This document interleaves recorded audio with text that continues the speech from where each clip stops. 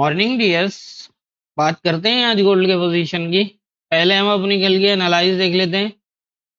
कल हमने जब गोल्ड को एनालाइज किया तो यहाँ पर था तकरीबन 26 34 35 के पास।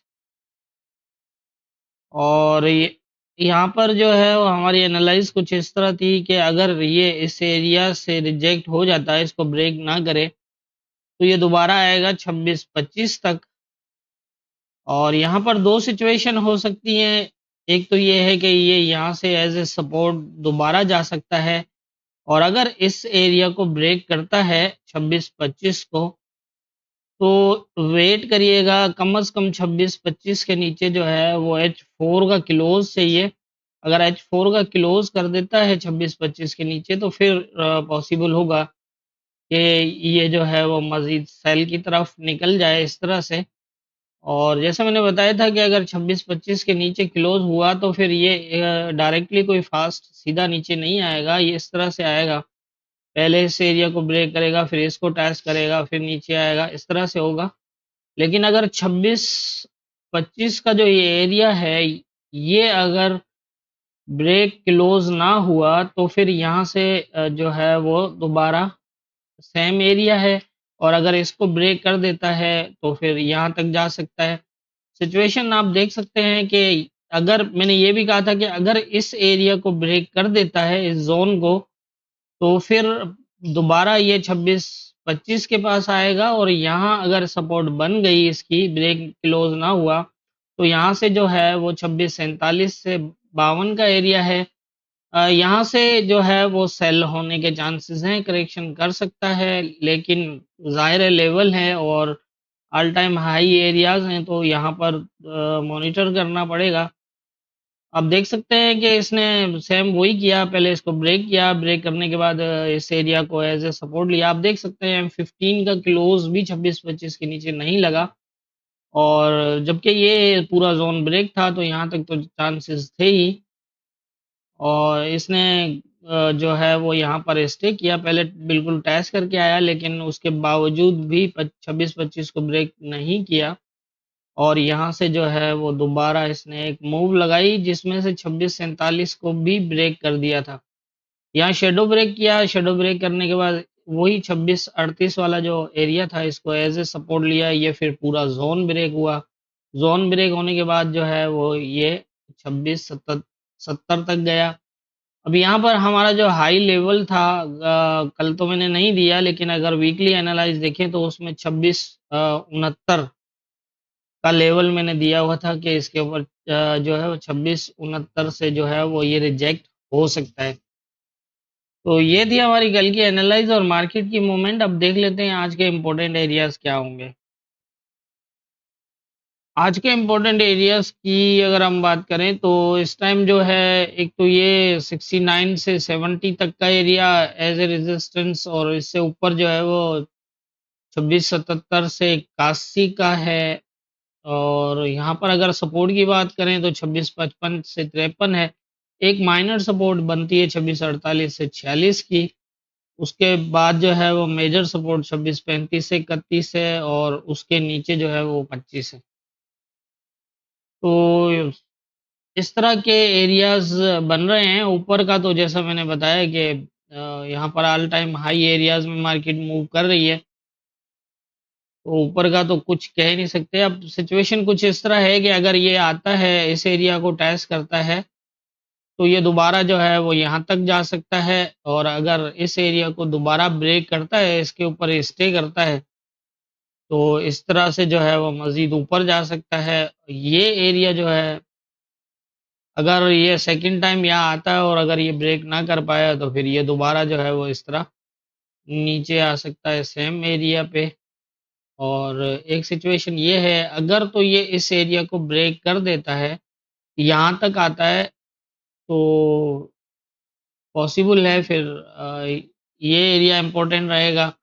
यहाँ से भी इस तरह की पोजीशन बन सकती है, और अगर इसे ब्रेक करता है तो फिर यहाँ से इस तरह की पोजीशन बन सकती है। ये दोनों ही सिचुएशंस हैं इसके अंदर। फिलहाल अगर हम इस एरिया की बात करें तो ये कोई इतना बड़ा हाई रेजिस्टेंस एरिया तो नहीं है, लेकिन इसके अंदर भी अगर देखें तो अंदर M15 ने स्टे किया है, उसके बाद जो है वो नीचे ब्रेक किया है। तो पॉसिबल तो यही नज़र आ रहा है कि ये दोबारा ट्राई कर सकता है यहाँ से ऊपर जाने की। लेकिन यही है कि 65 तक जाए शायद, और एकदम अगर ये नीचे भी आ सकता है, इस तरह की भी हो सकता है। तो यहाँ पर ध्यान रखिएगा, जिस तरह एक 47 से 50 का एरिया था एज ए करेक्शन, लेकिन कल वो इसने फॉलो नहीं किया, उससे भी अपसाइड चला गया 70 तक। और अब 65 से 70 का एरिया भी एज ए करेक्शन एक बनता है डे के हिसाब से। तो अब पॉसिबल है कि ये इसको फॉलो करे, लेकिन ये है कि 77 का एरिया भी निकलता है यहाँ पर। अब अगर ये होगी करेक्शन, तो फिर तो यही होगा कि ये पहले इसको ब्रेक कर देगा यहाँ पर, ब्रेक करने के बाद फिर इस तरह करेगा, ये पोजीशन बन सकती है इस तरह। फास्ट आना मुश्किल है, क्योंकि आप देखें यहाँ से जब इस एरिया को ब्रेक किया था तो इसने नीचे ब्रेक नहीं किया था, ये एरिया ऐसा ब्रेक है जिससे ये सीधा नीचे आ सकता है कहीं तक। लेकिन ये है कि ये दोबारा फिर भी इसको टैच करके ऊपर की तरफ जाएगा। और अगर बाइंग की बात करें तो यही है कि अगर इस एरिया को टैच करता है, यहाँ स्टे करता है, तो फिर ये दोबारा सेम एरिया तक भी जा सकता है। यहाँ भी, यहाँ से भी जो है वो रिजेक्ट हो सकता है, या फिर यहाँ तक भी जा सकता है। अगर वो ब्रेक ना हो तो फिर दोबारा सेम इस तरह भी हो सकता है। सिचुएशन क्लियर है, आप सपोर्ट को देखें, अगर सपोर्ट ब्रेक कर रहा है, क्लोज कर रहा है ब्रेक करके, तो फिर तो रेजिस्टेंस एरिया को टेस्ट करेगा, नीचे आ जाएगा। कल वाली सेम पोजीशन है, जिस तरह 25 का लेवल था कि 25 के नीचे क्लोज करे तो फिर जो है वो सेल की तरफ मूव कर सकता है, अदरवाइज बुलिश हो सकता है। यहाँ भी सेम वही पोजीशन है, बस लेवल्स के ऊपर देखिएगा, ब्रेक करके क्लोज चाहिए, शेडो ब्रेक से काम नहीं चलेगा। मार्केट अभी भी स्ट्रॉन्ग साइड जो है वो मूव कर रही है, लेकिन हाँ करेक्शन के एरियाज हैं। पहला जो है वो 34-35 का था, जो ब्रेक हो गया था कल एनालाइज के दौरान ही। उसके बाद 47 से 50 का एरिया था, और उसके बाद जो ऊपर निकलता है वो 65 से 70 का है। और इससे ऊपर भी कुछ हो सकता है, ये नहीं है कि नहीं जा सकता, हो सकता है 26-77 का भी एरिया टेस्ट करे। लेकिन आपने लेवल टू लेवल ही मार्केट को फॉलो करना है, जिस तरह की पोजीशन मिले उसी तरह से जो है वो देख लीजिएगा। अगर ये इसको ब्रेक कर देता है पूरे जोन को, M15 का क्लोज लगा देता है, लेकिन अगर इस सपोर्ट को दोबारा अपसाइड ब्रेक करता है, तो फिर पॉसिबल है कि यहाँ से ये दोबारा यहाँ तक आ जाए। और अगर ये इसको ब्रेक ना करे, ऐसे ये अगर ब्रेक करता है तो फिर इस तरह हो जाएगा, और अगर ब्रेक ना करे तो यहाँ से दो स्टे करके ये दोबारा जो है 60 तक जा सकता है। और 60 को अगर ये ब्रेक करता है तो फिर सेम एरियाज, इस तरह की position as a support market जो है वो इस तरह की पोजीशन बना सकती है। और अगर ये सेल की तरफ मूव हुआ तो इसी तरह से मूव करेगा कि ये पहले इस जोन को ब्रेक करेगा, इस एरिया को टेस्ट करेगा, फिर इसको ब्रेक करेगा, इसको टेस्ट करेगा, और उसके बाद फिर जो है वो इस तरह की मूवमेंट बन सकती है। अगर 31 भी ब्रेक होता है तो फिर 25 का एरिया होगा। नीचे थोड़ी पोजीशन इस तरह ही है, ये एक माइनर लेवल है, ये अप डाउन ब्रेक हो सकता है इस तरह, लेकिन इसके अंदर पोजीशन कुछ अलग है। इसी तरह की पोजीशन बन सकती है यहाँ पर। और डे की करेक्शन वैसे, हालांकि कल जो 47 से 50 का एरिया था वो H4 की करेक्शन के हवाले से था, लेकिन उसको फॉलो नहीं किया। पॉसिबल है अब डे की जो करेक्शन एरियाज है वो 65 से 70 भी बनती है, और 77 से 81 भी बनती है। तो हो सकता है अब या तो ये 70 जो टेस्ट किया है इसको एज ए रेजिस्टेंस ही रखे और ये अपनी करेक्शन करे, या फिर ये भी हो सकता है कि 26-77 से 81 जाके और नीचे की तरफ मूव करे, क्योंकि इस टाइम ऊपर तो कोई प्रॉपर लेवल नहीं है जिसके बेस पे जो उसकी मूवमेंट हो, तो उसी के बेस पे हम मजीद जज करें कि मार्केट के अंदर क्या है। करंट पोजीशन के मुताबिक तो इस तरह ही नज़र आ रहा है कि जो मैंने बताया अभी, इन लेवल्स के ऊपर जो पोजीशन बनती है आप उसी तरफ देख सकते हैं। अब बाय करें या सेल करें, जोन बने हुए होते हैं, इजी होता है कि आप अपनी एसएल को ज़रूर यूज़ करें।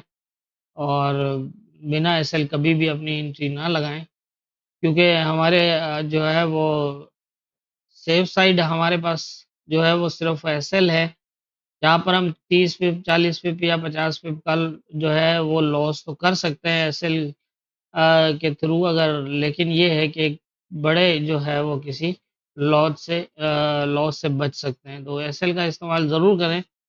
और मैंने बताया है कि किस तरह हमारे जो है वो यहाँ पर ट्रेड किस तरह लेनी है, एसएल कहाँ लगेगी, ये आप जो है वो एनालाइज बेस जो ट्रेडिंग प्लेलिस्ट है उसके अंदर इसकी वीडियो मौजूद है कि हमें किस तरह एसएल लेना है, किस तरह जो है वो एंट्री लेनी है और कहाँ पर टीपी लगानी है, किस तरह देखनी।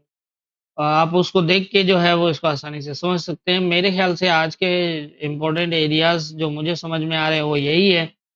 बाकी होना क्या है ये तो ऊपर वाला बेहतर जानता है, दुआओं में याद रखिएगा।